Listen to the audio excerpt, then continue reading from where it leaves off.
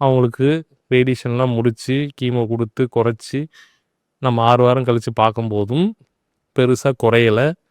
இன்னும் சைஸ் ஒரு 3 centimetre, 4 centimetre இருக்கு. அத ஆப்ரேஷன் பண்ண முடியாது அப்படின்னு சொல்றாங்க அப்படின்னா, எதையும் பண்ண முடியாதுன்னு கிடையாது. இஃப் யூ ஆர் டூயிங் அது வந்து ரொம்ப ரேடிக்கல் சர்ஜரியா இருக்கும். ஸோ பின்னாடி வந்துட்டு லைஃப் ஸ்டைலே ரொம்ப சாப்பாடு டியூப் வழியா குடுக்குறது இந்த மாரி போயிருங்கிறதுக்காக சர்ஜன்ஸ் நமக்கு சர்ஜரியே பெருசா அட்வைஸ் பண்ணியிருக்க வாய்ப்பில்ல. அந்த டைம்ல நமக்கு ஒரு கொஸ்டின் வரும். திருப்பி நம்ம ரேடியேஷன் கன்டினியூ பண்ணி குறைச்சிடலாமா அப்படின்னு சொல்லிட்டு. அது பாசிபிலிட்டி இல்ல. அப்படிங்கிறத நான் தெளிவுபடுத்திறேன். ஏன் அப்படின்னா, ரேடியேஷன் வந்து ஹெட் அண்ட் நெக் ரீஜியன்ஸ்ல நம்ம ஒரு பர்ட்டிகுலர் டோஸ் 66, 70 கிரே இந்த அளவுக்கு தான் நம்ம டோஸ் போயிருப்போம். இந்த டோஸ் போம்போதே பக்கத்துல இருக்கிற நார்மல் டிஷ்யூக்கான டோஸ்லாம் மேக்ஸிமம் டோஸை நம்ம அச்சீவ் பண்ணியிருப்போம். எவ்வளோ தூரம் அவங்க அப்பா ஸ்டேஜ் 4ஏக்கு மேக்ஸிமம் டோஸ் குடுக்க முடியுமோ, அத ஃபர்ஸ்ட்டே குடுத்துருந்துருப்பாங்க.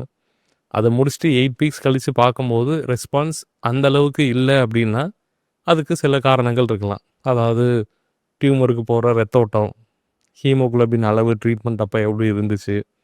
அது என்ன கிரேட் ஆஃப் டியூமர்? வெல் டிஃபரன்ஷியேட்டடா? Moderately differentiated? இல்ல புவர்லி டிஃபரன்ஷியேட்டடா? இல்ல மசில் இன்வால்வ் ஆயிருந்துச்சா? போன் இன்வால்வ் ஆயிருந்துச்சா? இந்த மாரி பல காரணங்கள் அதோட ரெஸ்பான்ஸுக்கு ரீசனா இருக்கலாம்.